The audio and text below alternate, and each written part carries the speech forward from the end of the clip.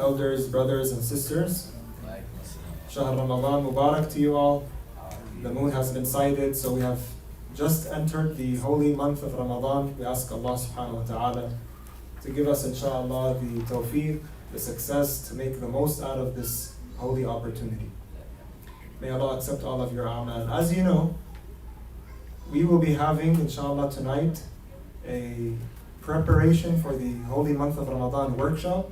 We're going to go over the ahkam, the necessary rules and laws you need to know about the month of Ramadan and fasting.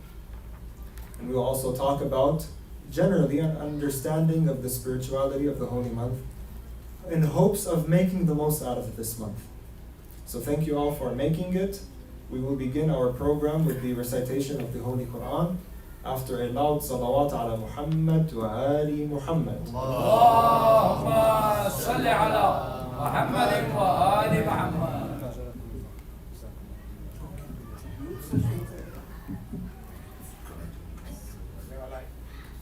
أعوذ بالله من الشيطان الرجيم. بسم الله الرحمن الرحيم. ألف لام ميم. ذلك الكتاب لا ريب فيه هدى للمتقين الذين يؤمنون بالغيب ويقيمون الصلاة ومما رزقناهم ينفقون والذين يؤمنون بما أنزل إليك وما أنزل من قبلك وبالآخرة هم يوقنون أولئك على هدى من ربهم وأولئك هم المفلحون إن الذين كفروا سواء عليهم أنذرتهم أم لم تنذرهم لا يؤمنون ختم الله على قلوبهم وعلى سمعهم وعلى أبصارهم غشاوة ولهم عذاب عظيم ومن الناس من يقول آمنا بالله وباليوم الآخر وما هم بمؤمنين يخادعون الله والذين آمنوا وما يخدعون إلا أنفسهم وما يشعرون في قلوبهم مرض فزادهم الله مرضا ولهم عذاب أليم بما كانوا يكذبون وإذا قيل لهم لا تفسدوا في الأرض قالوا إنما نحن مصلحون ألا إنهم هم المفسدون ولكن لا يشعرون وإذا قيل لهم آمنوا كما آمن الناس قالوا أنؤمن كما آمن السفهاء ألا إنهم هم السفهاء ولكن لا يعلمون وإذا لقوا الذين آمنوا قالوا آمنا وإذا خلوا إلى شياطينهم قالوا إنا معكم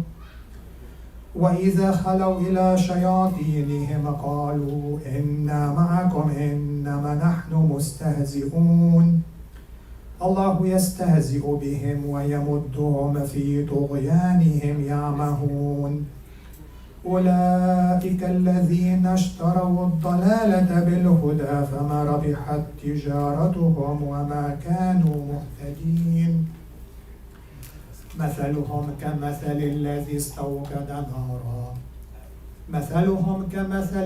استوقد نارا فلما أضاءت ما حوله ذهب الله بنورهم وتركهم في ظلمات لا يبصرون صم بكم عمي فهم لا يرجعون أو كصيب من السماء فيه ظلمات ورعد وبرق يجعلون أصابعهم في آذانهم من الصواعق حذر الموت والله محيط بالكافرين يكاد البرق يخطف أبصارهم كلما أضاء لهم مشوا فيه وإذا أظلم عليهم قاموا ولو شاء الله لذهب بسمعهم وأبصارهم إن الله على كل شيء قدير. يا أيها الناس اعبدوا ربكم الذي خلقكم والذين من قبلكم لعلكم تتقون الذي جعل لكم الأرض فراشا والسماء بناء وأنزل من السماء ماء فأخرج به من الثمرات رزقا لكم فلا تجعلوا لله أندادا وأنتم تعلمون. وإن كنتم في ريب مما نزلنا على عبدنا فأتوا بسورة من مثله وادعوا شهداءكم من دون الله إن كنتم صادقين. فإن لم تفعلوا ولن تفعلوا فاتقوا النار التي وقودها الناس والحجارة أعدت للكافرين. وبشر الذين آمنوا وعملوا الصالحات أن لهم جنات تجري من تحتها الأنهار كلما رزقوا منها من ثمرة رزقا قالوا هذا الذي رزقنا من قبل وأتوا به متشابها ولهم فيها أزواج مطهرة وهم فيها خالدون.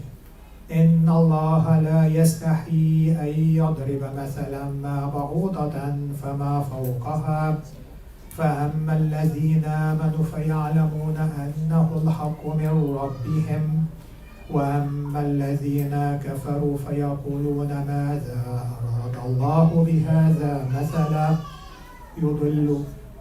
يضل به كثيرا ويهدي به كثيرا وما يضل به إلا الفاسقين الذين ينقضون عهد الله من بعد ميثاقه ويقطعون ما أمر الله به أن يوصل ويفسدون في الأرض أولئك هم الخاسرون. كيف تكفرون بالله وكنتم أمواتا فأحياكم ثم يميتكم ثم يحييكم ثم إليه ترجعون.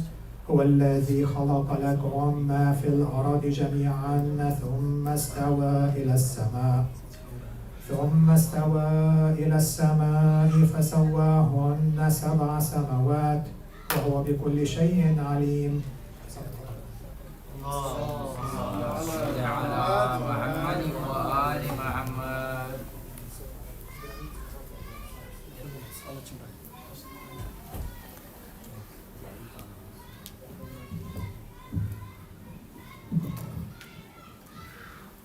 صلوا على محمد وآل محمد.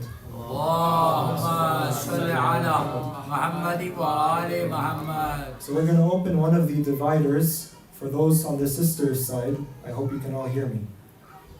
For those on the sisters side who would like to follow along with us, we only have one screen projector.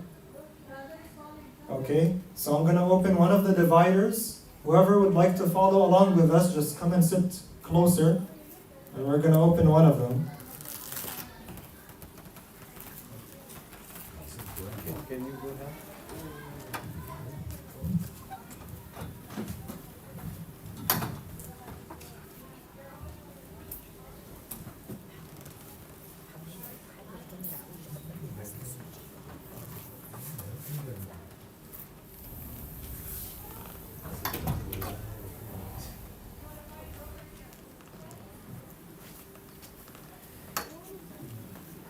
And Javadi uncle, if you can also, the camera, raise it a little bit. It's a little bit low. It's a little bit too diagonal. Yeah, if you can raise it a little bit. And fix it to position. Okay, yeah, that should be good. Excellent.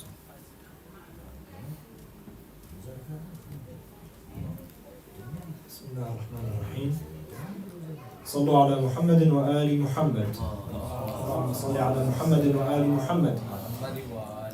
Once again, welcome all. Thank you for coming and making it tonight. We're going to be going over the ahkam of fasting, the laws of fasting, and a little bit about the spirituality and understanding of the holy month of Ramadan. Let's begin with a loud salawat ala Muhammad wa ali Muhammad. اللهم صل على محمد وآل محمد. Bismillah. Let's take one step back and realize what we are about to approach, the holy month of Ramadan. You see, we as humans, we've been going through different stages in our existence. Our existence didn't begin over here in this world. We've been around for a long time. We're going through different stages, and life in this world is just one of them. The final stage of existence is the afterlife, which we are just about to enter. This is the final stage, the final stop, life in this world. For example, we hear alamul dhar, alamul arwah. These were previous levels of existence we were in. For example, the 9 months that we spent in our mother's womb, that was also one stage of our existence. Then we transferred into this world.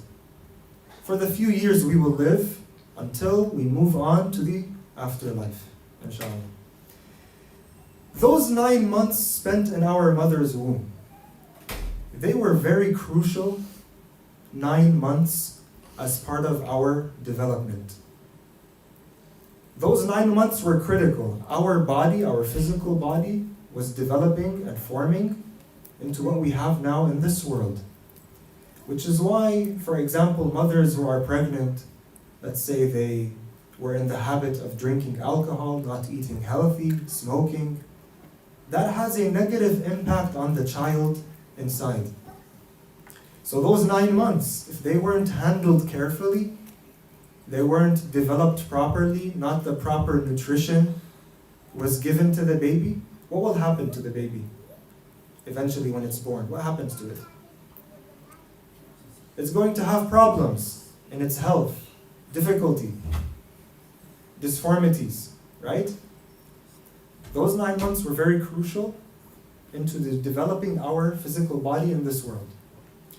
Same thing with regards to the relationship between the few years we spend in this world and what?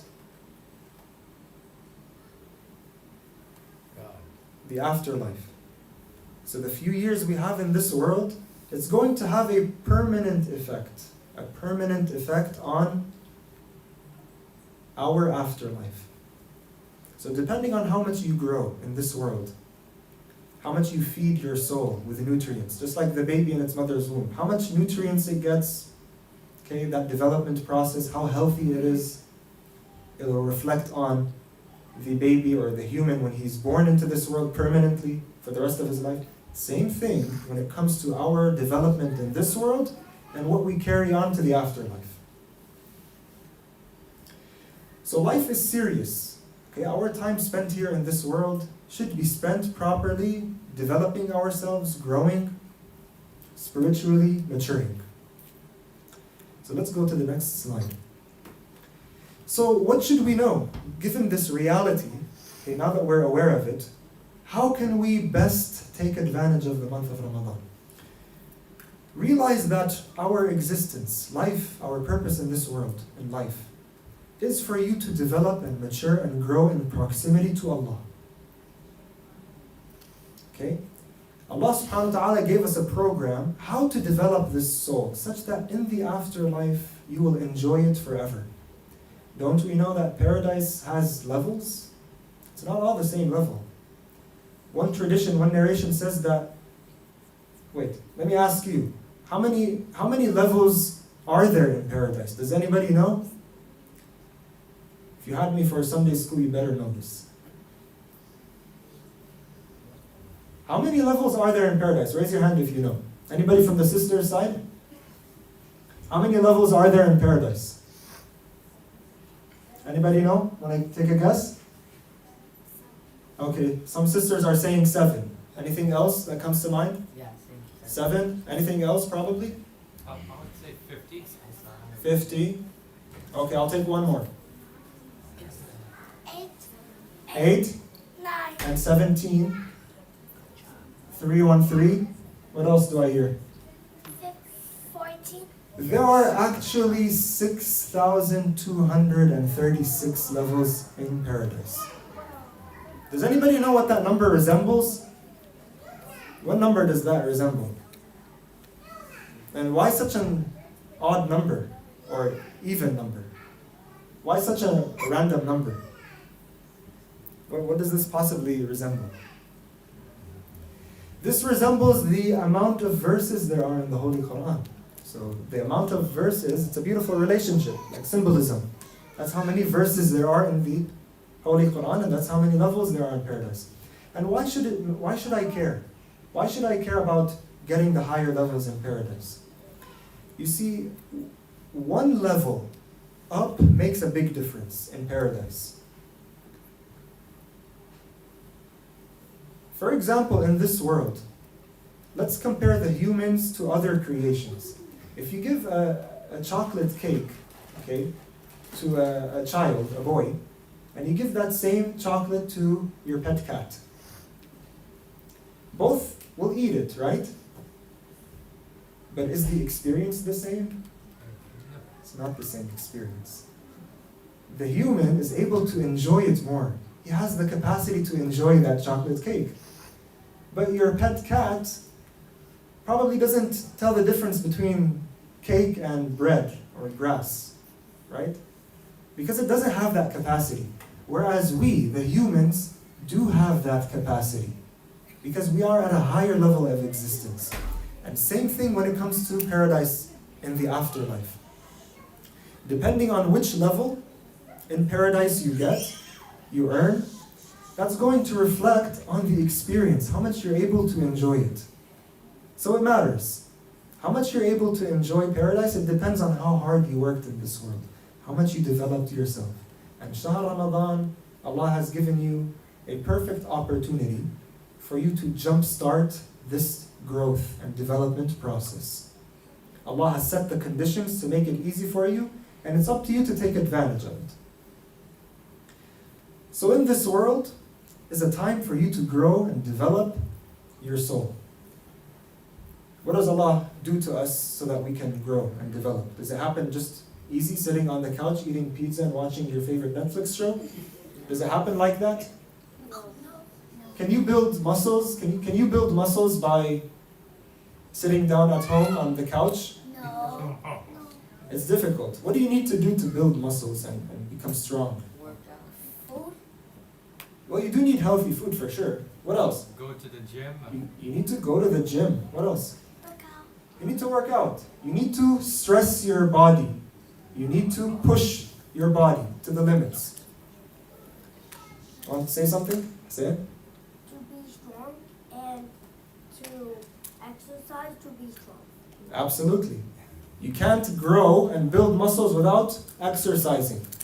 Same thing when it comes to your soul. This soul also needs exercising.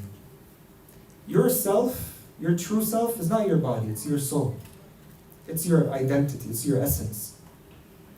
And you need to develop it, you need to grow it in this world. How do you do it? Well, by passing the tests that Allah tests us with and worshipping Allah. The first test you are given is what? What's the first test we face every single day? What's the first test Allah examines us with? What? Does anybody know what the first test is? Let me see on the sister's side. What's the first test we face on a daily basis? Praying namaz. Praying the morning prayer. That's the first test Allah tests you with. It is a test for you to roll out of your comfortable, warm, cozy bed, go to the sink and do wudu with cold water, or if you try a shortcut and use warm water, okay? But it is a test. It's not easy. That's why this is probably the salah that most people struggle with. But remember this. According to one narration, one hadith, I talked about the first test. What's the final test the human faces? Imagine, after many years of living in this world, it boils down to one last final test. Does anybody know what that final test is? The Day of Judgment. No, the Day of Judgment is the day of you receiving the results. Oh. We're still being tested here. Your actions. Your actions. What is the final test? Okay, it is an action. The final test. Anybody know on the sister's side? No, before the grave. The grave, it's too late. Khalas, the door is closed. No more tests. The last test, according to a hadith, when you are about to pass away from this world, I know there are little children here, but it's good to hear this. Okay? The last test, in the state of ihtidar, which is those final moments before you leave this world, suddenly, according to the narration, you find yourself very thirsty. The human being suddenly sees himself yearning for water, very thirsty. And suddenly the shaitan himself comes to you, approaches you holding a cold cup of water. And you look at that cold cup of water and he tells you, I will give you this water to drink on one condition. What is that condition? To disbelieve in Allah and the Prophet. At that moment, what's going to save you in that moment? What's going to save you? Allah is going to save you for sure, but it requires one thing from you, and then Allah will help you. What is that? Saying no. Saying no, but how can you say no? Because what's going to speak in that moment is not your tongue. What's going to speak is the soul that you developed. If you trained your soul in this world to obey Allah, to say no to what's haram, if you trained yourself, okay, anything that's good, you train yourself to do it as much as possible. Anything that's bad, you train yourself not to do it. Okay? If you train yourself very well, in those final moments, you will be able to say no to shaitan. If you were able to say yes to waking up in the morning to do salah, to say no to shaitan in those moments when he tells you, you have time to pray, sleep in for a little bit, enjoy your warm, comfortable bed. If you trained yourself in this world to say no to your desires that push you to haram, to shaitan, okay? Then you've developed your soul and you will be able to pass that final test. And that final test is the most important. Because if you fail that test, then you're going to have a difficult road ahead. If you pass that test, inshallah, what comes after is bliss and enjoyment. So fasting is a perfect opportunity for you to develop yourself and train your soul.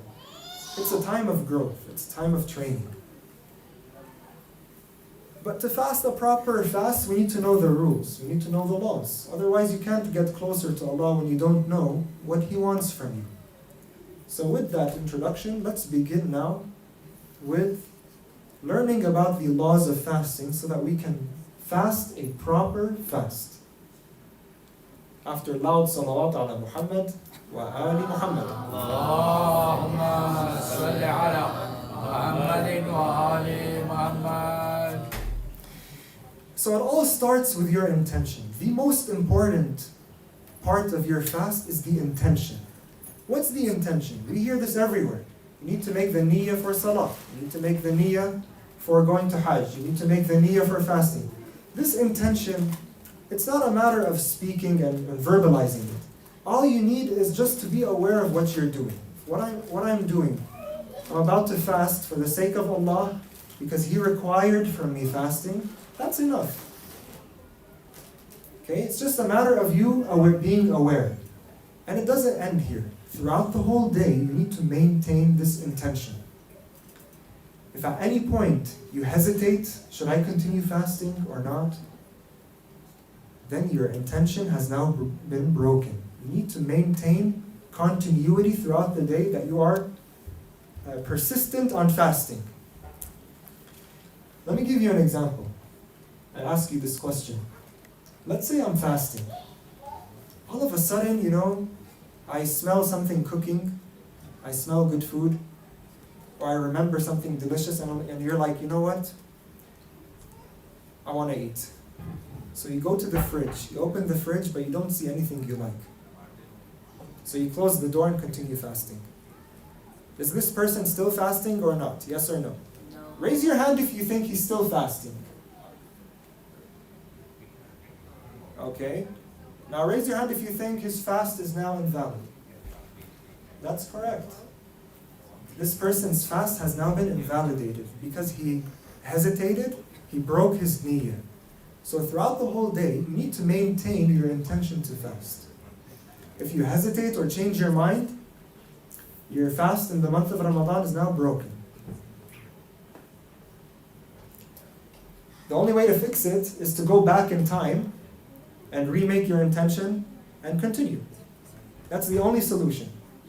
But can you go back in time? No. So for that reason, your fast is invalid and you need to make it up later. In the month of Ramadan, if that happened to you, yes, you have to make up the fast afterwards, but even then, even though your fast has been invalidated, you need to continue withholding from eating or drinking anything.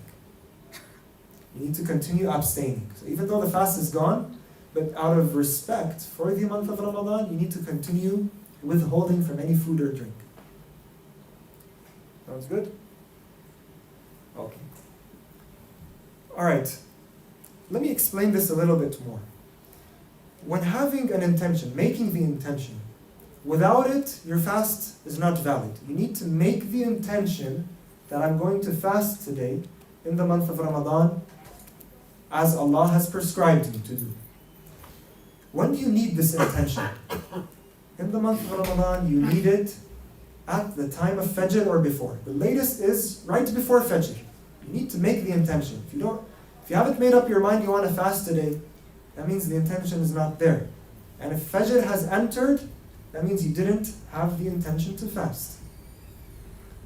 So that day will not count. You need to continue withholding from all food and drink and make it up later.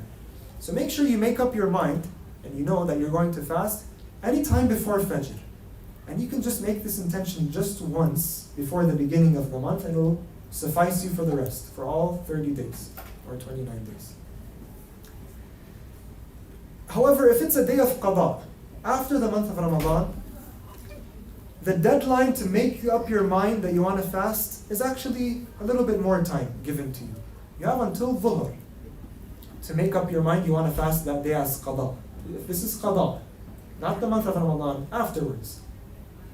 You have until dhuhr to make up your mind, assuming you haven't eaten or drinking anything. Okay? You have until dhuhr to make up your mind.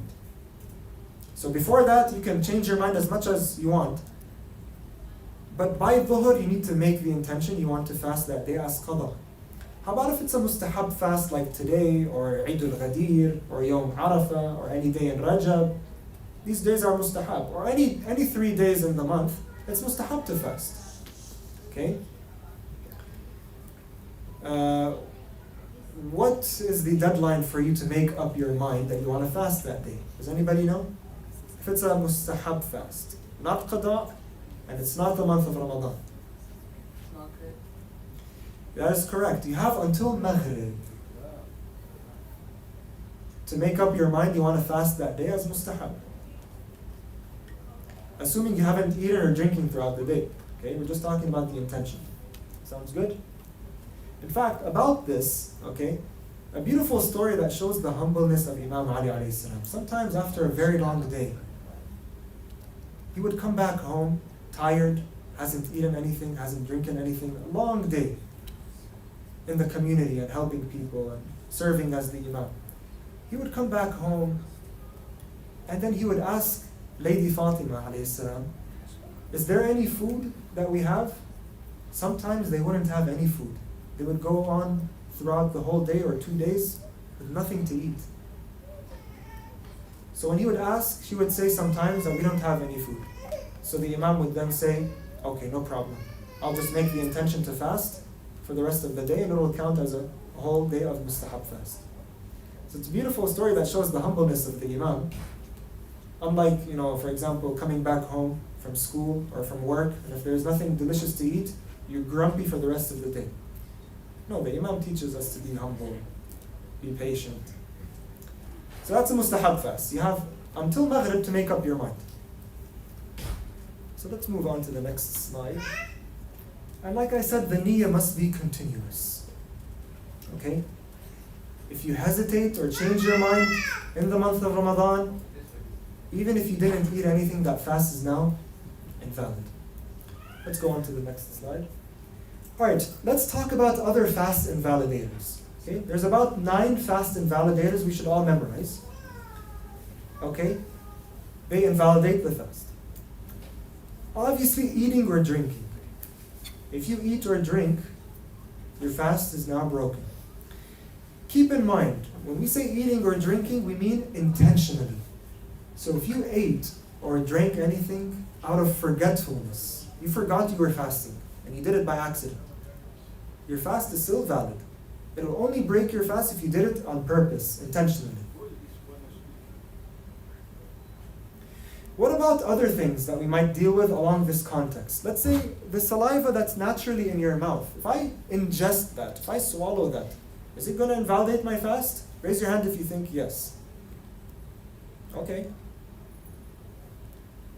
Swallowing your saliva, ingesting your saliva, does that break your fast? The answer is no, it does not. What about phlegm, like the mucus in your body? Sometimes this comes from the chest, sometimes it comes from the head, the nose, this area, and you feel phlegm in your mouth, mucus.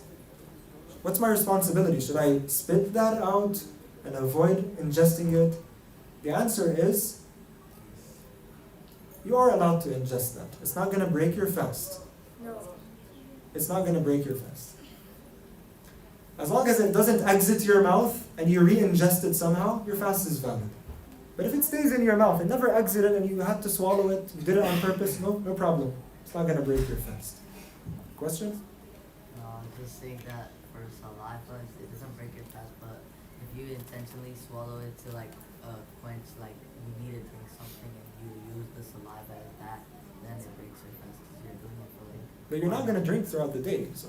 No, I'm saying like saliva, if your intention is to drink it to quench your thirst. Even so, as long as it's your natural saliva produced by your body, it's okay. You can ingest it as much as you want, as much as you can. Okay, what about brushing your teeth and gargling with mouthwash? As long as you don't swallow anything, your fast is fine. So you're allowed to brush your teeth, gargle with Listerine, mouthwash as much as you want, as long as you don't ingest anything. But make sure, after you finish brushing your teeth, make sure you spit out everything. And you're sure that there's no additional mouthwash or toothpaste or water that you used from the sink to gargle. Make sure you spit all of that out. For example, spit at least 3 times. If there's anything still left, spit a little bit more until you're sure everything is gone. Now obviously you're not going to be 100% sure that every single water molecule that you entered in throughout this process is going to leave after you spit out everything. Yes, there might be a little bit few molecules left, but that's okay. As long as it just dissolves within your natural saliva, it's fine.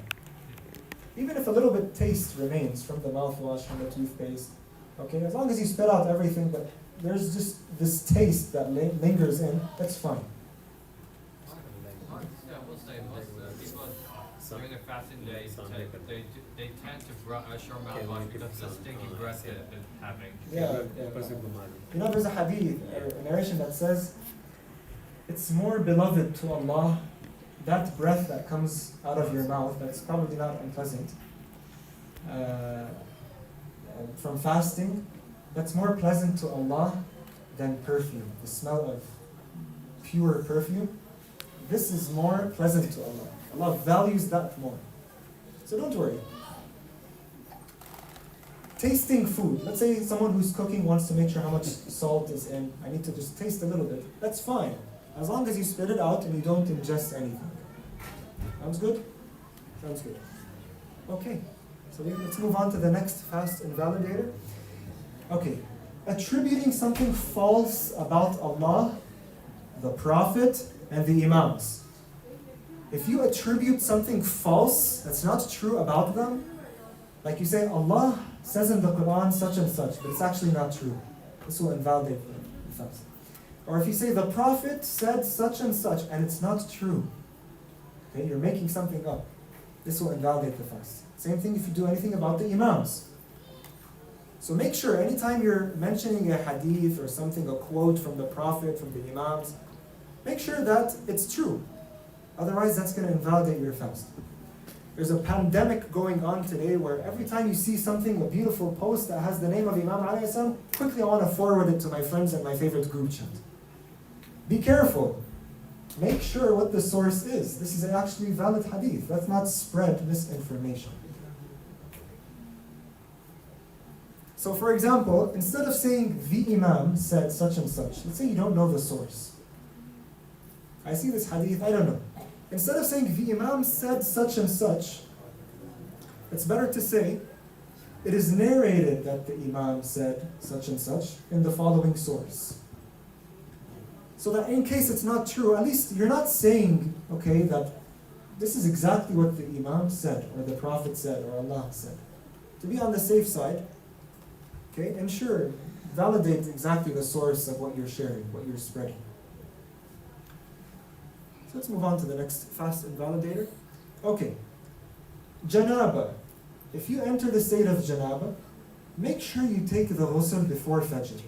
Because if you don't, this is going to invalidate your fast. If you're in the state of janaba, at night, before fajr, make sure you take the ghusl. Okay? But if you happen to wake up past fajr and you found yourself in the state of janaba, does this invalidate your fast? No. Because what matters is that you didn't do it deliberately. If you do it deliberately or intentionally, I don't want to do ghusl before fajr. That's what's going to invalidate your fast. Mostly I heard people probably they entered instead of janaba, so from wet dreams or possibly from severe bleeding. Yeah. Yeah, that can happen. Like a wet dream, for example. If you happen to wake up after fajr, you found yourself in the state of janaba, or during the day you took a nap, you found yourself in the state of janaba, it's not going to invalidate your fast. Or what about bleeding? Severe. Let's say a person got cut and he started bleeding. He scraped his elbow, he started bleeding. Is this going to invalidate your fast? No. This will not invalidate your fast. Okay? Yeah. So the next fast invalidator. Inhaling thick dust or smoke. For example, smoking or other mechanisms like vaping. This will invalidate your fast because you're ingesting smoke or thick smoke, thick dust. If there's a barbecue, a fireplace where a lot of dust, a thick smoke is emanating from it, don't stand over it and ingest that smoke. Okay? Keep a distance. If it's just light dust, light smoke, you inhale that, that's fine. As long as it's not thick dust. And if it was just happened to be out of your control, you inhaled dust or smoke by accident, wasn't in your control, that's fine. Your fast is not invalidated because you didn't do it on purpose.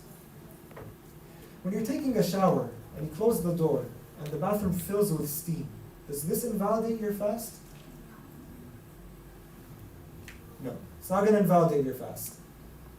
It only invalidates your fast if it was so heavy steam that droplets of water started to collect in your mouth and you ingested them. That's why it invalidates your fast, but most of the time that's not the case. I see most people, they go into jacuzzis, Yeah. mostly, or maybe they're taking like hammams, Turkish baths. Yeah. Mostly those cases, that's a problem for them. As long as they don't ingest anything, it's not going to be an issue. Because mostly, I heard some people, they say that jacuzzis are invalidated the fast because it touches the gut.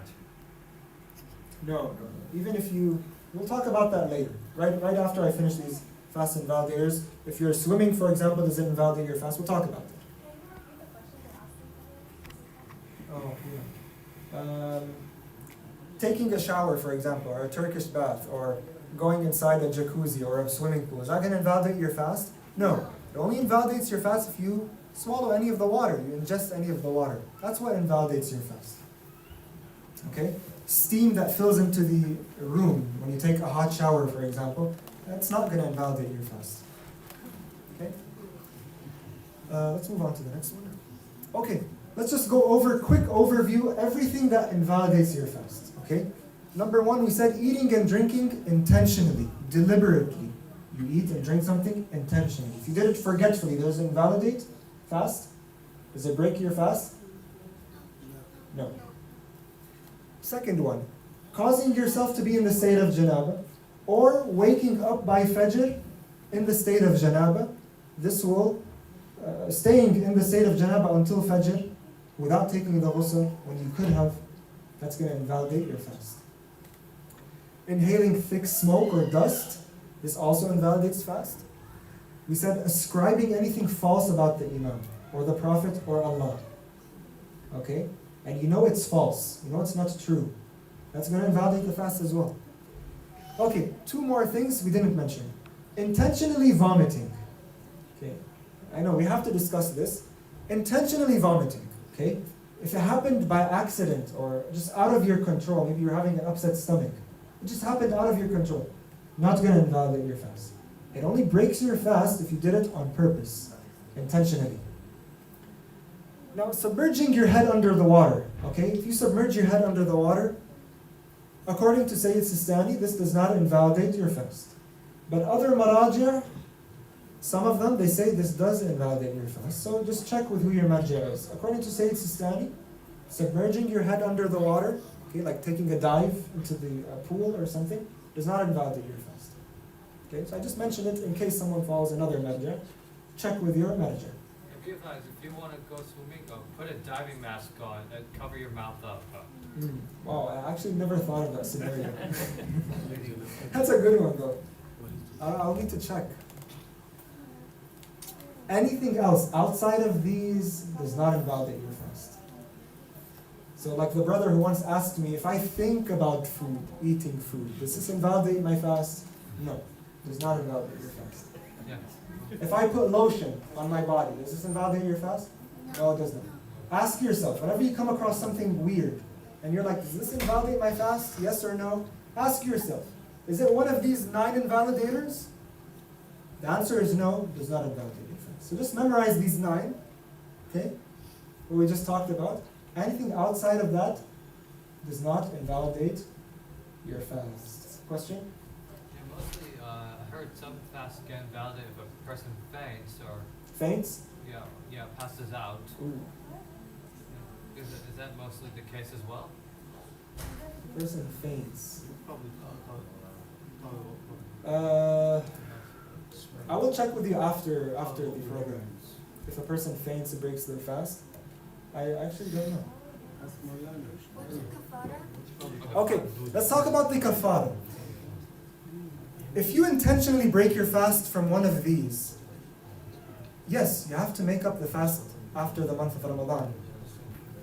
But which ones require me to also pay a penalty? There are some cases where you have to pay a penalty. What we call what? A kafara. Kafara means a penalty. Okay? As like a form of punishment. Only in 3 cases, whether you eat or drink during the day on purpose, you enter the state of janaba on purpose, you stay until fajr on purpose without taking the ghusl of janaba. If you do any of these intentionally, you will have to also pay kafara. Anything outside of these, if you do intentionally, yes, the fast is broken, but you don't have to pay kafara. We'll talk about kafara at the end. What is it? How you pay it? How much is it? Very good. Okay. Questions? Any questions? Oh. So let's move on. Okay, the kafara. Let's talk about kafara. If you have to pay the kafara, as we mentioned, there are some cases where you have to pay the kafara, in addition to making up the fast that you just broke. How do you do it? You have 2 options. Either you feed 60 people, poor people, or you fast for 60 days straight. 2 consecutive months, you fast.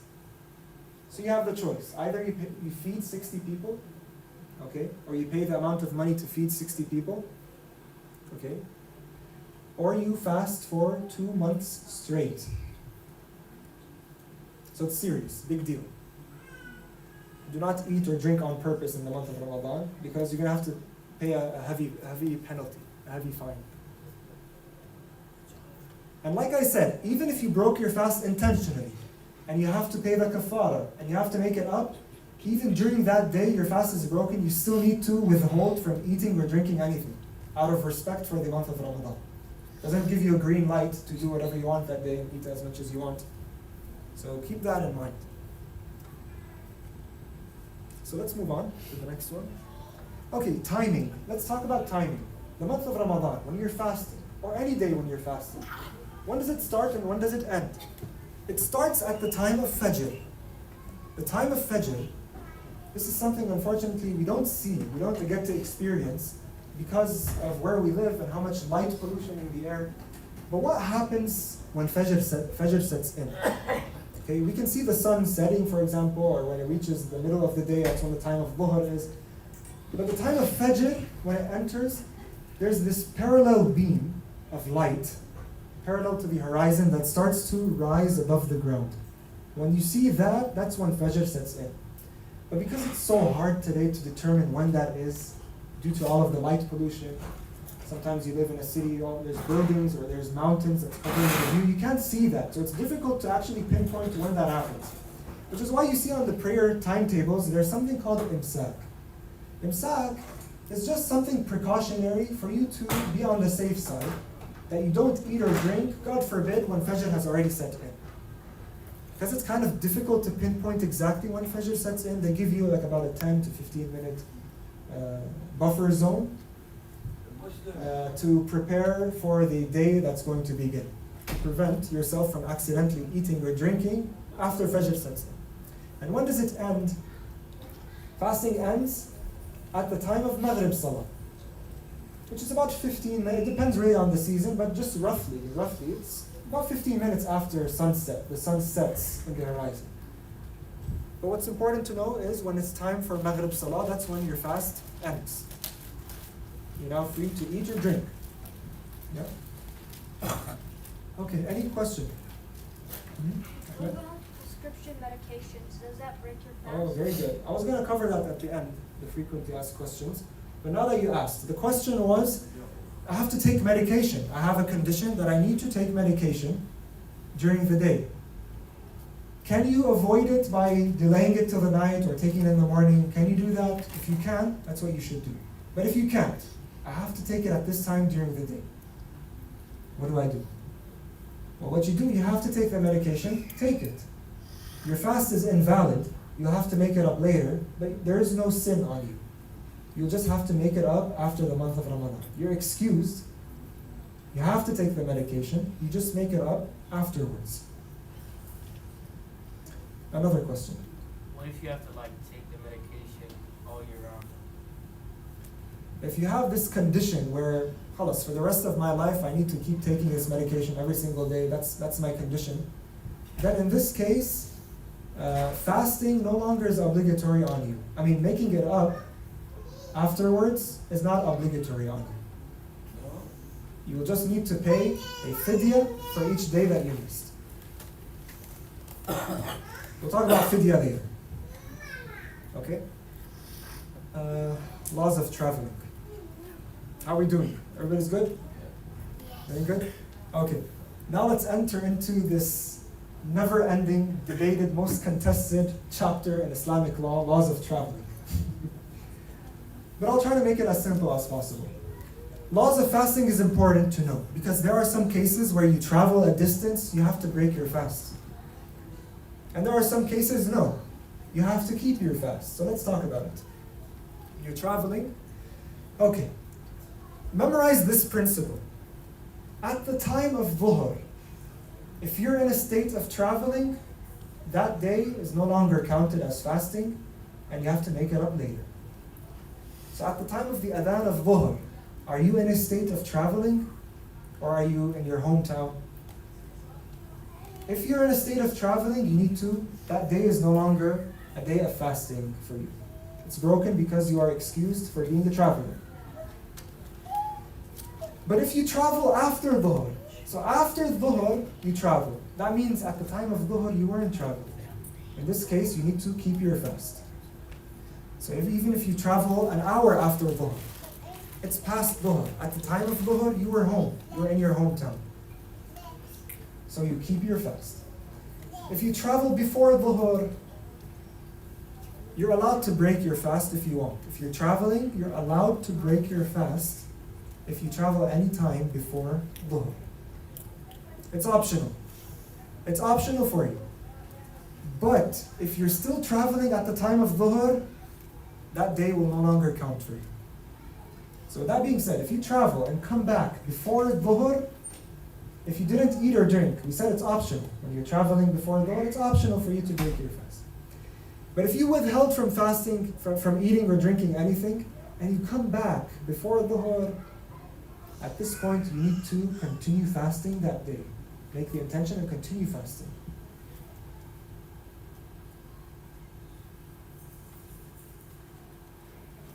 Okay. Any questions here on traveling? It's pretty straightforward, right? Okay. Okay, question? What if I'm in the plane at time of Fajr? Like coming back? You're coming back. You're in the airplane coming back at the time of Fajr you land, right? No, I land like an hour after Fajr. An hour after Fajr. You have until dhuhr. Okay. You have until dhuhr. At that time, when you're traveling, any time before dhuhr, it's optional for you to eat or drink. You're excused because you're a traveler. But if you decide not to eat, you know you're going to be back before dhuhr. In this case, you must keep your fast that day. So, check your schedule. If you know you're going to come back before dhuhr, it's worth it to withhold from eating and drinking because that day will count for you. But if you're like, I can't. I'm traveling right now. I know I'm going to be back before dhuhr. I'm just going to be so tired throughout the whole day. Because you're fasting, you're traveling, you're excused. You can break your fast. But you're going to have to make it up later. Okay, sounds good? Any questions? Okay. All right, let's move on to the next slide. Okay, about traveling. Okay, I made a diagram. You see this dark green circle? Let's say this is your city of residence. If you're going to travel, okay, and you want to break your fast because you're traveling, you cannot break your fast when you're still at home. Even though you know you're going to travel in a few hours before dhuhr, we said if you travel after dhuhr, your fast is broke. You must continue fasting. Let's say you're gonna travel before dhuhr. When am I allowed to break my fast and eat because I know I'm going to travel? Where? At what point? You can't just break your fast at home even though you know you're going to travel. You need to reach this place called Hadd al-Tarakhus. It's that limit point where you're allowed to now eat or drink because you're going to travel. It's around about 3 miles, okay? About 3 miles out of your city. At that point, any point beyond that, you're allowed to now break your fast. So make that clear. Doesn't mean that you're going to travel in a few hours, I can start eating or have breakfast today because I know I'm going to travel. No, you need to reach that point, about 3 miles out of your city. Then you can start eating or drinking. And how do I know that I'm traveling a distance far enough for me to be excused from eating or drinking? It needs to be around 13.7 miles away from your city. You're going to go and come back. It should be a total distance of 27.3 miles. Okay? 27.3 miles as I have on the slide. A round trip, meaning each way 13.7 miles and back. I know there's a lot of questions in your minds right now, but I'm trying to make it as simple as possible. Question? Wait, hold on to it. So if you travel any place that's not that far of a distance, you're not allowed to break your fast. You're not going to be considered a traveler. It needs to be at least that far from your city. 13.7 miles away from your city. Okay, brother, and then I'll go back to you. Okay, my question was like, what if you're going to the center to do iftar and it's more than 3 miles away, then what? It's more than 3 miles away from your home or from your city? From my city. From your city? Yeah. Okay, well in that case, if you know that it's out of your city, But I go for there. 13 miles, then you're allowed to break your fast whenever you reach the 3 mile mark. But the whole distance you're going to travel needs to be 13.7 miles away from your city, not 3 miles. I mentioned the 3 miles. At what point you can start eating when you know you're going to travel 13.7 miles away from your city? Clear? Razi? What about Canada? Doesn't that Canada? doesn't that exceed the distance? Canada? Yeah, Yeah, it exceeds the distance. yeah, because Very far away. Yeah, If because you go to Orlando, it exceeds the distance, let alone Canada. yeah, because I'm talking about a flight that Yeah. exceeds the city limit. Yeah, it doesn't matter if you're traveling in a plane or a rocket ship or a spaceship, as long as you're traveling that distance, okay, that's what matters. Not how fast you get there or how slow you get there. Any questions from the sister's side on traveling? We good? Good. Okay. Let's say you're going to travel to a place for a few days. We said that travelers have to break their fast. Unless you're staying in a place, let's say you're going on vacation, and you happen to choose it in the month of Ramadan, your vacation, okay? If you're there for less than 10 days, you need to break your fast the whole time over there. You cannot fast. It's not like I want to do it. No. You must break your fast when you're in a state of traveling, even if it's for a few days.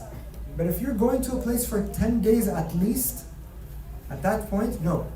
You must continue fasting. You're not excused from breaking your fast.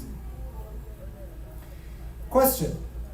Can I travel on purpose just to run away from fasting? Let's say I want to travel on purpose just so I don't fast this day. I don't want to fast today. Can I do that on purpose? Raise your hand if you say, yes, you're allowed to do that. Okay. We have a few brave gentlemen over here. Let's say you're not allowed. I mean, who says you're not allowed to do that?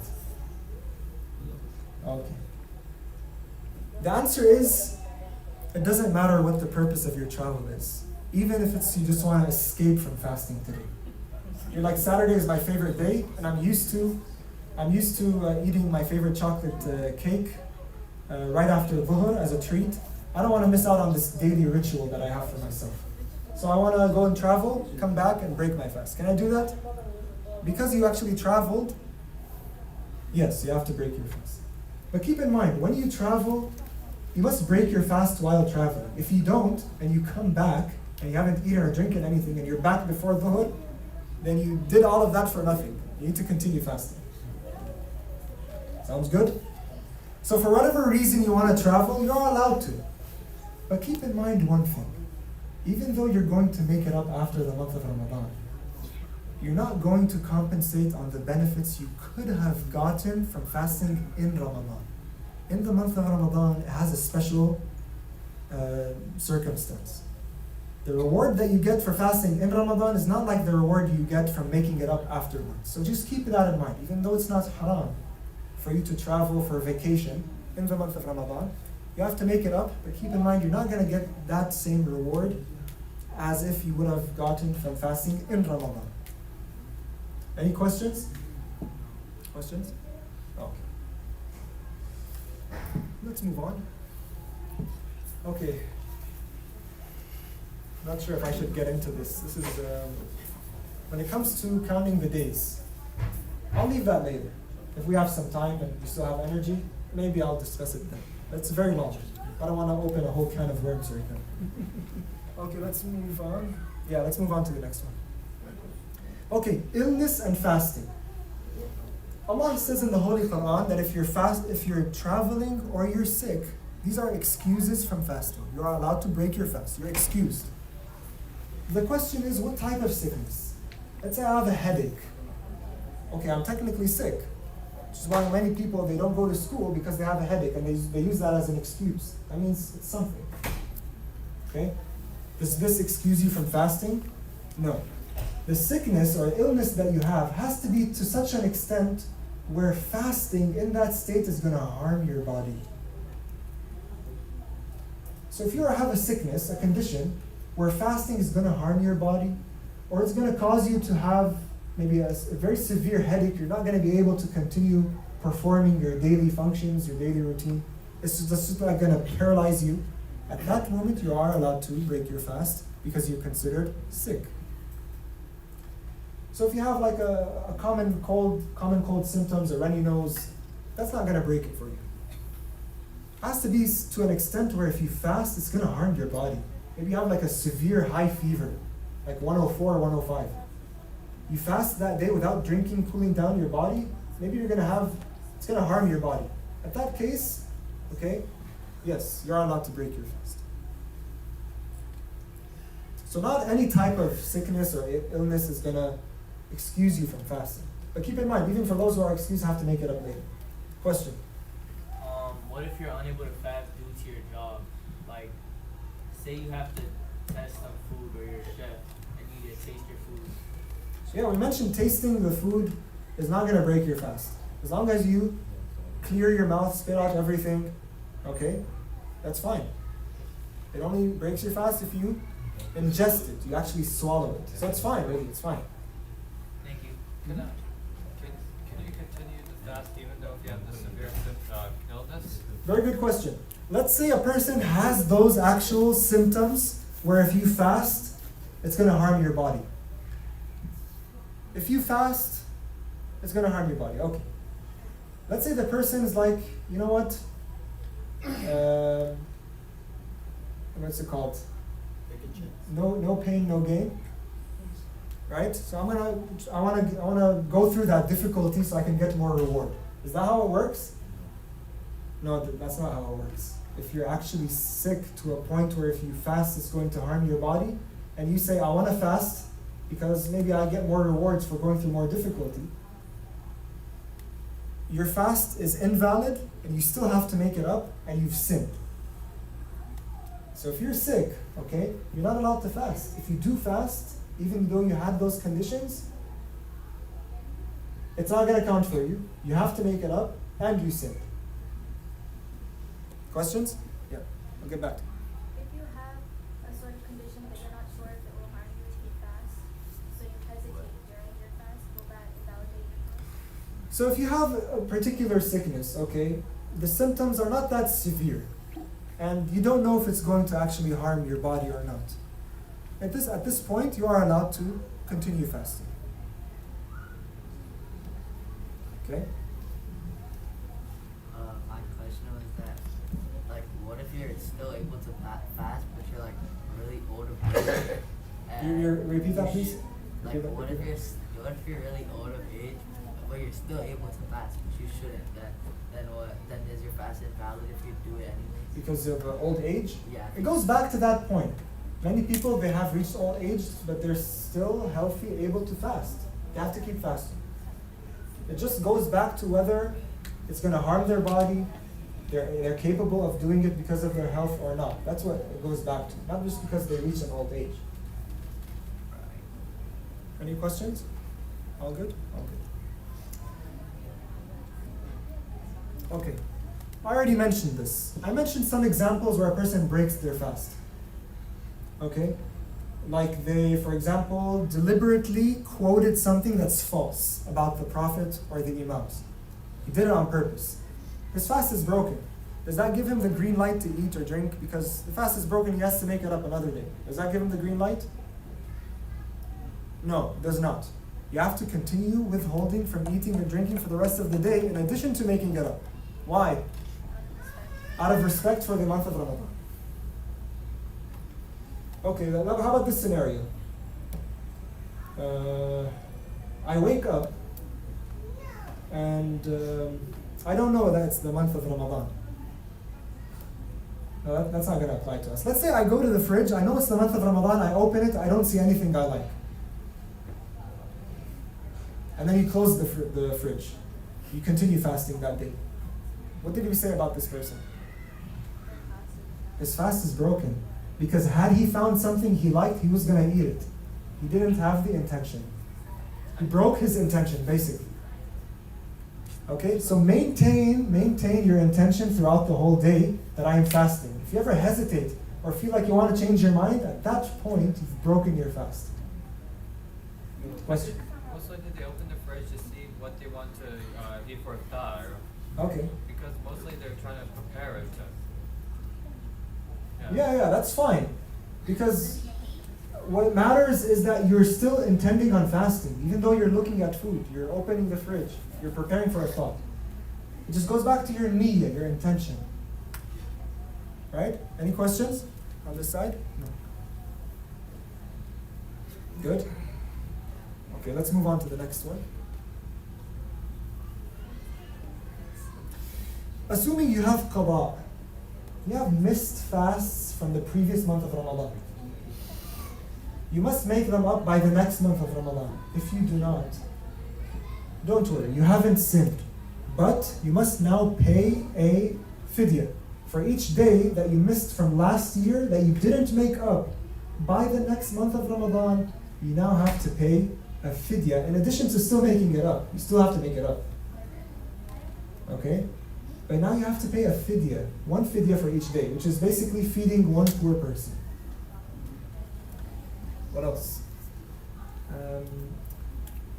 If you have qada in the month of Ramadan, from last year's month of Ramadan or in the past, and it's a day where it's highly mustahab to fast, can I fast that day? Mustahab?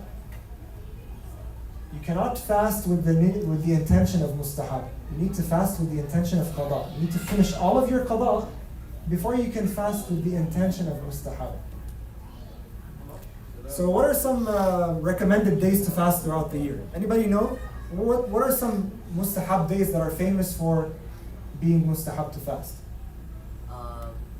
Shaban, like 3rd Shaban. The 3rd of Sha'ban, 15th Shaban. 15th of Sha'ban. 13th Rajab. Anything else? 15th of Rajab. Anything else? Eid al-Ghadir. The 16th of Rajab. Any day in Rajab is mustahab to fast for sure. If you have qada on you, you must fast that day with qada and finish all of your qada before you can ever make the intention of fasting mustahab. But don't worry. If you're like, oh man, I'm going to miss out because there are rewards for fasting this day mustahab, but I still have qada and I have to do my qada first, ask Allah to reward you for that day for fasting, and Allah will reward you. But you must make the intention of qada. Let's say it's any given day throughout the year, outside of the month of Ramadan. I want to fast qada. When do you have the deadline to make up your mind you want to fast that day? You have until when? You have until dhuhr. Unlike the month of Ramadan, the deadline to make the intention to fast is Fajr, right at the start of the day. But it's easier for qada. Allah has given you a little bit more time. You have until dhuhr to make up your mind that you want to fast that day, assuming you haven't eaten or drinking or done anything that invalidates the fast. It's just a matter of time you're allowed to make up your mind. Let's say you don't know, I might be invited to someone's house and we're going to have lunch today, so let me just wait and see if that invitation is legit or not, or it's just scam. You have until dhuhr to make up your mind that day to fast. Sounds good? Any questions? Yeah. Good? Oh, question? So for each one day of fasting you miss or you choose not to do, you have to feed 30 people? 60. Say that again, please. Can you repeat it? Okay, he's saying that if you already said this and I already told him, but if you intentionally break a fast, then instead of doing 60 fasts, then you feed 60 people. He's saying. So like for one day it's 60 people. Yes, if you deliberately break your fast, not only do you have to make it up, what else do you have to do? Yeah. What else do you have to do? You have to pay kafara. Paying the kafara is a penalty, a fine, a penalty. What is that penalty? Either you have the option, either you feed 60 poor people, Or you have to fast for 60 or you days. fast for 2 months, 60 days straight. So like say For each day that you missed, for each day. I mean, for each day that you missed, for each day that you intentionally broke the fast. That clarify the question? Okay, we said qada of the month of Ramadan. We have until what time to make up your mind? You have until? If you're fasting qada, what time do you have until to make up your mind? What's the deadline to make up your mind you want to fast that day? Dhuhr. Let's say before that, I'm like, I want to fast today, qada. So I make the intention in the morning, I'm going to fast. A few hours later, I want to cancel it. Can I do that? Yes, you can. You can change your mind, cancel it, as long as it's before dhuhr. But if you made your intention to fast, and after dhuhr, you change your mind, can you do that? You're not allowed to do that. If you do that, if you break your fast, qada, you have to pay a kafara, a fine. But that fine is not as severe as the month of Ramadan. Instead of feeding 60 people, you feed 10 people.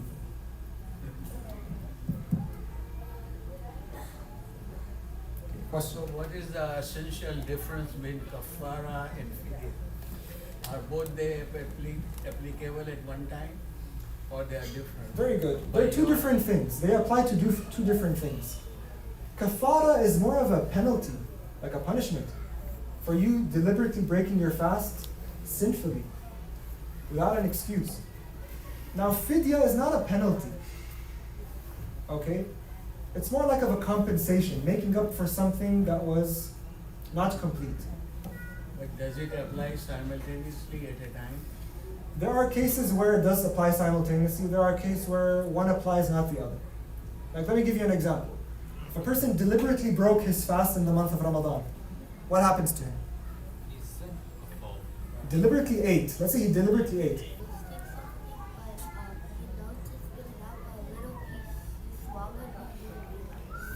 Okay, so let's say we said that a person, if he tastes food, that's fine, right? As long as he doesn't ingest anything, it's fine. Brushing your teeth, gargling with mouthwash, it's fine as long as you don't swallow anything. If you, let's say, wanted to taste the food to make sure it has enough amount of salt in it, it's fine, as long as you spit everything out. Let's say a tiny piece of food was stuck in between your teeth, without you knowing, and suddenly you found yourself, you swallowed it. Because it wasn't deliberate, it's not going to invalidate your fast, and you continue fasting that day. Good? Any questions? But the Salih, it just crossed my mind. So if you do not swallow, right, as long as toothpaste something, you're fine, you spit it out.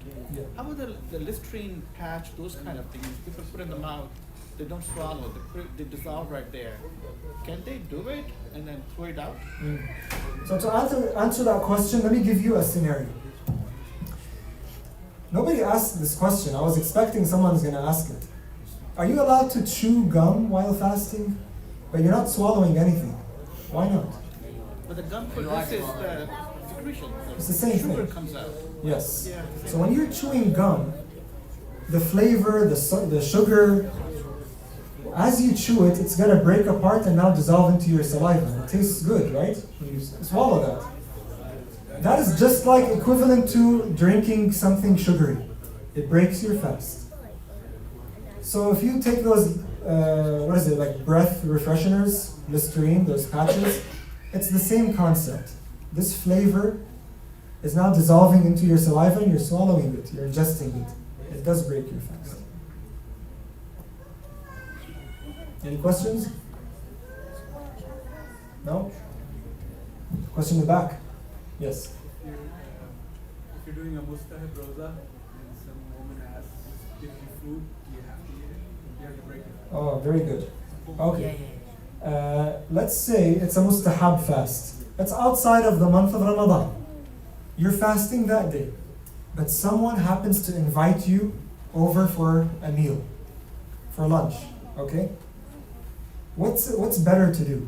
Is it better to go through the pain that day and fast, or accept his invitation? According to the narration from Al-Imam Sadiq alayhi salam, it's actually more mustahab for you to accept the invitation of your fellow believer, friend, than to continue fasting that day.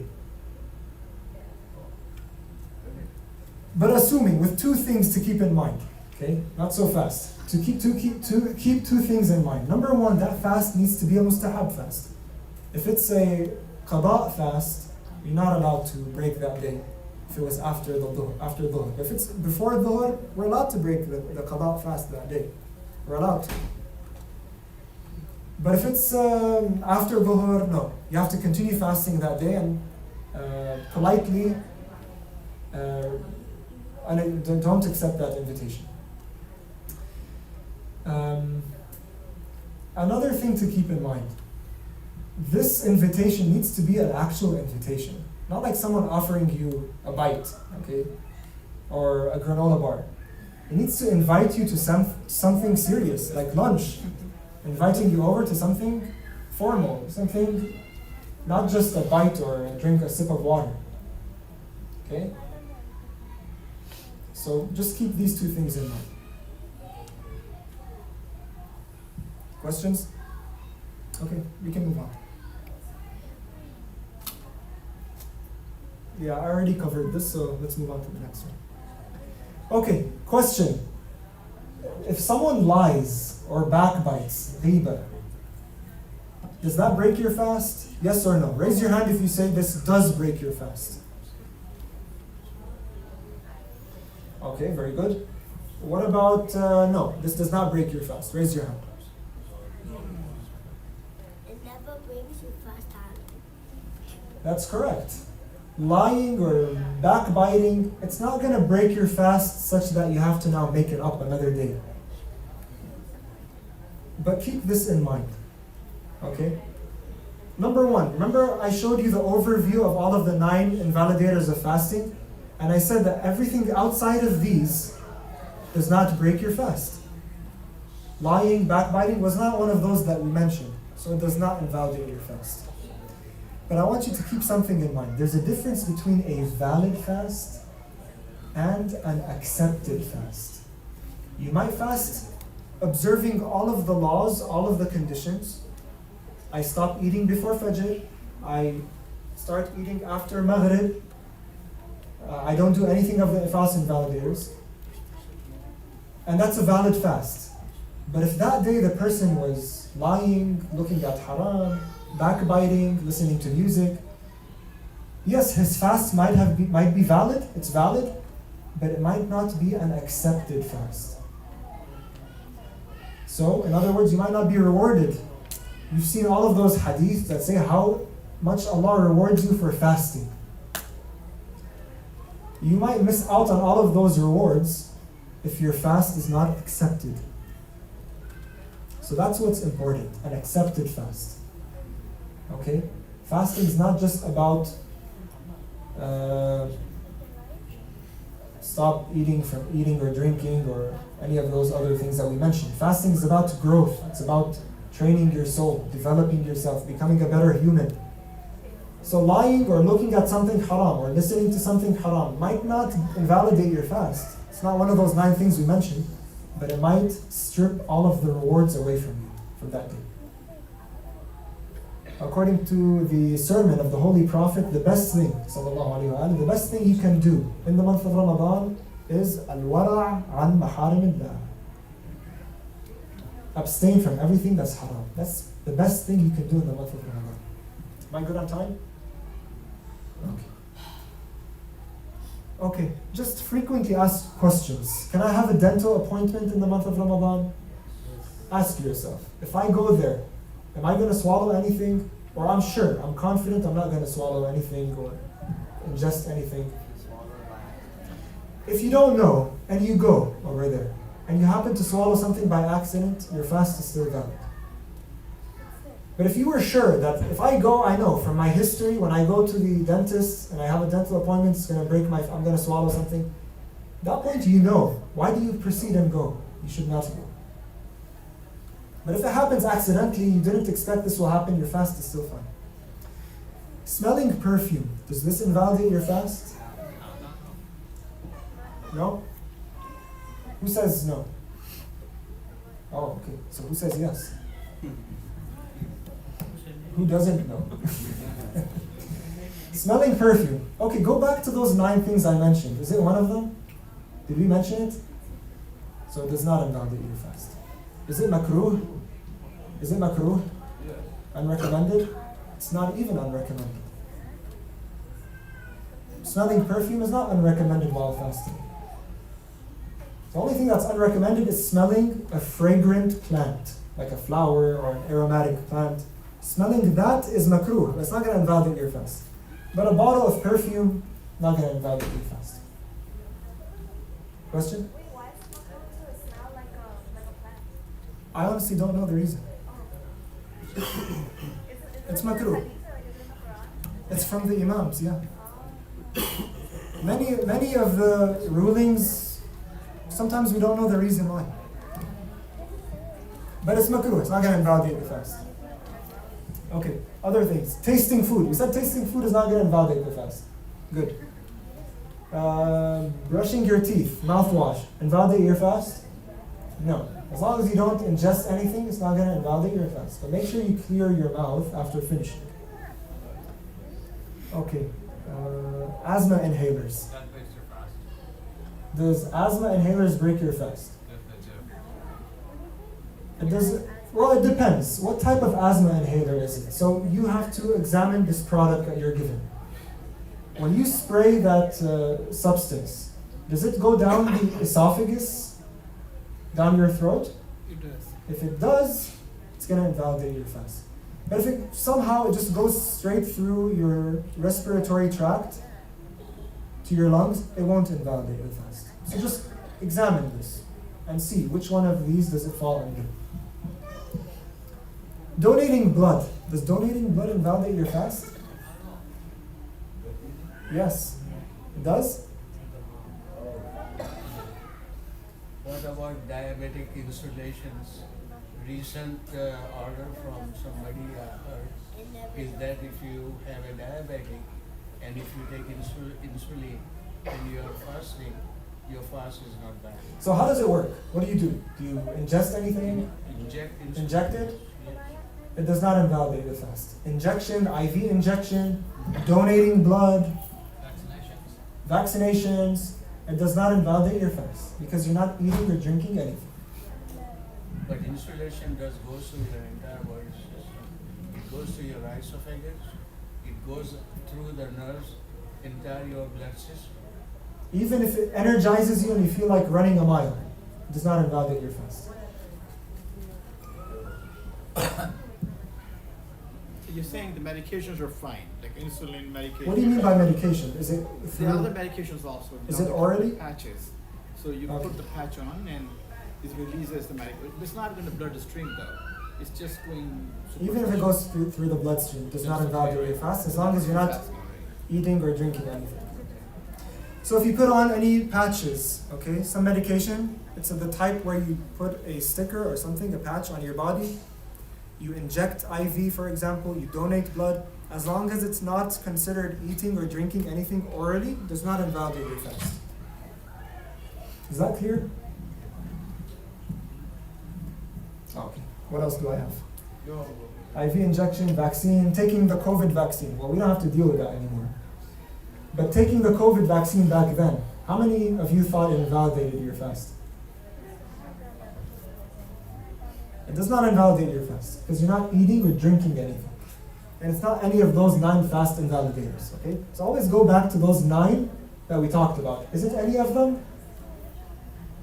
Yes, it breaks the fast. No, it does not. Okay, we said taking a shower, taking ghusl during the day, deep diving into the water does not invalidate your fast as long as you don't ingest anything. But remember, that diving into the water, submerging your head under the water, this one depends on your marja. Sayyid Sistani says it does not, but I think most scholars say it does. So just check with your marja who you follow. But according to Sayyid Sistani, it does not. As long as you don't swallow, ingest anything. Okay, we talked about, for example, a person, he has work, for example, or has, no, actually we did not talk about this. So if you have exams, okay, you're in school, okay, does that automatically give you the green light to break your fast? Is it an excuse? No, it does not.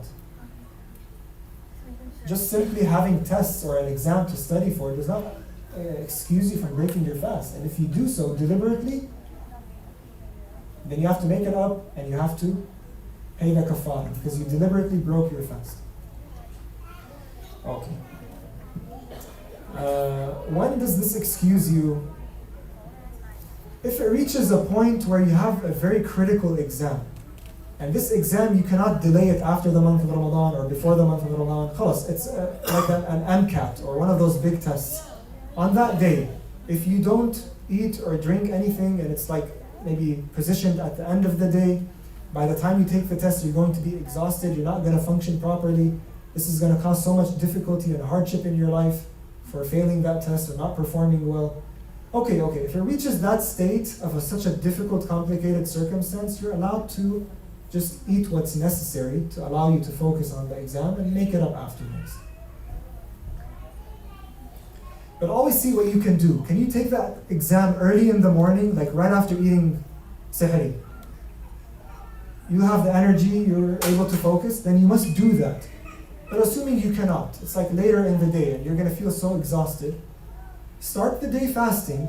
And if you reach that point where you're going to not be able to focus anymore because of how much exhaustion you're feeling, difficulty, hardship, at that point, okay, if you know that's going to happen, you're able to eat the minimum allowed for you to ward off that harm or that difficulty, that hardship. So let's make that clear. I know I sounded like as if it's something life-threatening. Yes? If you were to do that, you would still have to continue fasting out of respect for the month of Ramadan, right? Very good. Yes. Good observation. Even in that case, you did have to break your fast. Your excuse to break your fast for that very critical exam. For the rest of the day after you're finished, you must continue respecting the sanctity of the month of Ramadan. Pay kafara. You do not have to pay kafara in this case. No. Just make it up later. But if you don't make it up by the next month of Ramadan, what happens? You have to pay a fidya. And what is a fidya? 10 days of fasting. No. That's something else. No, you have to you have to pay. What is a fidya? Okay, that's the question. What is a fidya? Let's say I have to pay one fidya. What is it? Compensation. You feed one poor person. The kafara is feeding how many people? 60. Very good. Okay, let's move on. Okay, let's say you have to take an eye drop or an ear drop. Does this invalidate your fast? Eye drop. It does not invalidate your fast. There are some eye drops that you put on, and after a few minutes you feel like a taste in your throat. Does that invalidate your fast? No, it does not. So even if you even if you put an eye drop, okay, and you feel the taste in your throat, it's not going to invalidate your fast.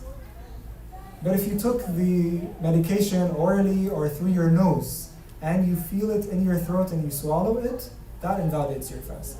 But if you had an ear drop or an eye drop, and somehow it found its way through, and you felt something, it does not invalidate your fast.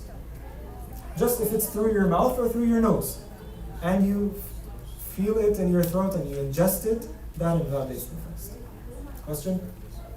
What if you were like a surgeon and you had a surgery coming up and you wanted to be in like the right mindset? Yeah, for your that excuses you because it's such a critical surgery or something critical you have to do. If you don't eat, okay, so tell yourself, can I fast this day and function properly? If you're like, no, then you're allowed to eat just the minimum you need to function properly. You can't just eat anything you want, as much as you want. Just what you need to be healthy during that critical surgery. And after the surgery, what? You continue abstaining for the rest of the day and make it up later, out of respect for the month of Ramadan.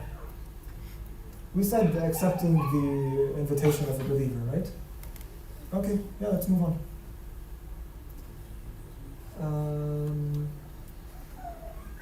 Yeah, I don't have anything here. We mentioned this. Let's move on.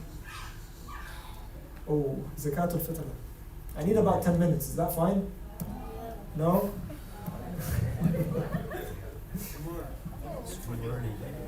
Forget it? Okay. Oh, so I'll just mention one thing. Zakatul Fitr is something, a tax you have to pay at the end of the month of Ramadan when Eid sets in. Okay? You can pay it before, yes. You're allowed to pay it any time in the month of Ramadan if you follow Sayyid Sistani. But it's better to pay it right when Eid begins. Zakatul Fitr is paying a total of 4 fidyas. The amount of 4 fidyas, that's the quantity. You feed the poor person that quantity. Or you can pay it online at a trustworthy organization that collects fidya and feeds the poor. You can also do that. Mostly $20 per person. It depends. No, it's not that much. Check this year what the announcement will be, how much, but it's usually like between 10 to 15, something like that, not more.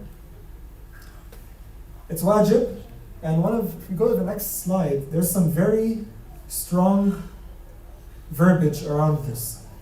If a person does not pay their zakat al-fitr at the end of the month of Ramadan, the Imam says, what does the Imam say?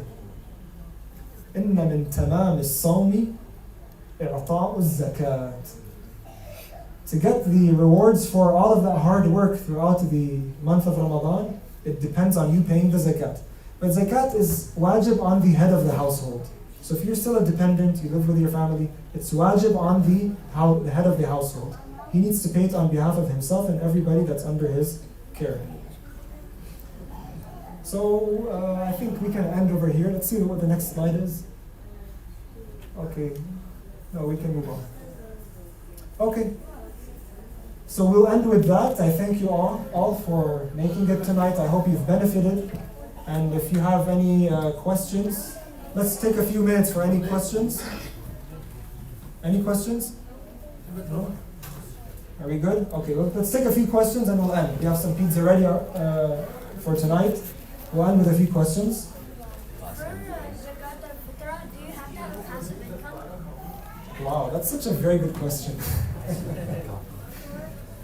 Zakat al-fitra, it's wajib on you if you are independent. You make your own money, you live alone, you're responsible for your financial obligation. At that point it becomes obligatory on you. If you make some money on the side, but you're still dependent on your, let's say, your family. No, in this case it's not wajib on you, it's wajib on the head of the household. And one more question in the back. Is that enough time if you are late? Because I have seen two groups of practice Shiaism and Sunni. When Azan comes after time, they say, oh, we have to break the fast first. But Okay. as far as we are concerned, Yeah, we yeah. have to do our prayers first. Our Sunni brothers, they break their fast earlier. If we're invited to like an interfaith gathering, and we feel a little bit peer pressured, what do? Is it allowed for me just for the sake of unity? Can I do that? Can I do that? No, I cannot. You're not allowed to.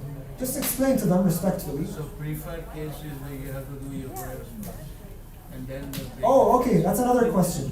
Well, yes, to avoid that uncomfortable situation, go tell them I need to pray and then come back. Let me ask you this question. What is it recommended to do? Break your fast, then pray Maghrib? Or pray Maghrib, then break your fast? It's recommended for you to pray Maghrib while still on an empty stomach. Haven't broken your fast yet, and then you go break your fast. It's not wajib, it's just recommended. وصلى الله على محمد وآله الطاهرين. I'll come back to you. Okay, you can all feel free to begin. We have pizza ready. I'll just take a few questions on the side, but feel free to go ahead and start having dinner. Thank you all. What's the question?